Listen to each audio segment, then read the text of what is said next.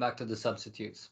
And today I want to talk about Cristiano Ronaldo and his situation at Manchester United because a lot of things have happened over the last few days. Against Spurs, he wasn't brought on as a substitute, and that's what it looked like, and he walked out of Old Trafford. It was the Man United's best performance of the season. As a collective unit, they played very well, they defended well, they pressed well, and they scored 2 goals. And it seemed that he threw a strop because he wasn't brought on and he was so annoyed. But the next day it came out that he refused to come on. And he was taken out of the squad for the Chelsea game and told to that he must train alone, which has a wider context that I'll touch on later on for Ten Hag. Now, the pre-match conference for Ten Hag against Chelsea was all about Ronaldo. And he handled it very well. He said there was a way back for Ronaldo. He said he expects Ronaldo to stay till the end of the season and that he will play games. Against Stamford Bridge, United got a draw. And they scored in the 93rd minute. And after the game, Ten Hag said, Ronaldo was missed. And the conversation always goes right back to him. Pre-match, post-match, and it will be talked about for the next week. Now, there's a few different reactions here. From the Ronaldo fans, you know what they're going to say. Greatest of all time. He should be playing. The club is disrespecting him. And it's a non-brainer that he should start. The Messi fans and haters of Ronaldo, they'll just end up saying that, look, like he's a prima donna. He's not that great. And he's not as great as Messi. Get him out. Look at him go. And now I have a different reaction. I do love Ronaldo as a player. I've seen him grown up, but with Fergie, he kind of let him do what he wanted, but Fergie was still in charge. When he went to Real Madrid, you saw a real shift in his character, a real shift in his mindset. He was playing at an enormous club. He was given whatever he wanted. He had his own little posse at Real Madrid. And he just got away with what he wanted, really. Like his ego went through the roof. Now, I think that's something that really I've never been in that situation before, but you've seen it with superstars, regardless wherever they are, if they're in football, if they're in any other sports, they're actors, whatever. Like sometimes it does get to your head, and there is an ego element involved in this. So now he needs to come to terms with the fact that he's old. He's 38 or he's gonna be 38. Like age catches up with everybody, every single player. Like Shearer released a wonderful article basically talking about how he felt when he started being benched.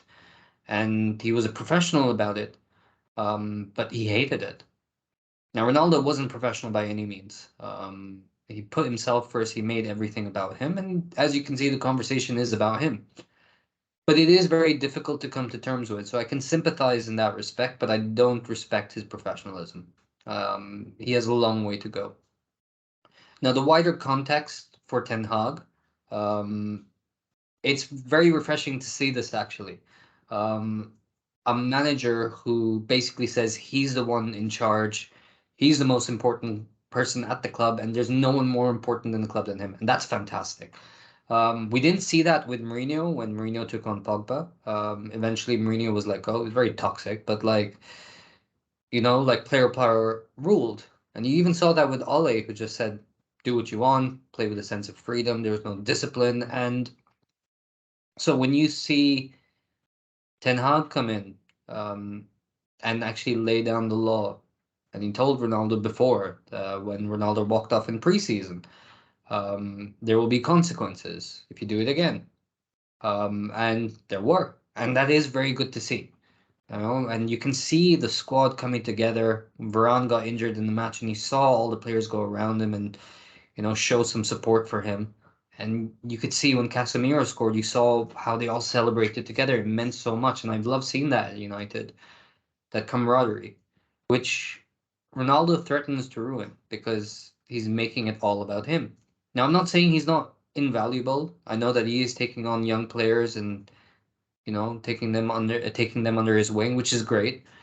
But what he should do is keep his head down, keep working. Ten Hag said there's a way back for him. So if he really does care about the club, he should focus on that. He'll get his chance. Rashford isn't great up front. It's a great experience for him to play up front, but he's better off the left.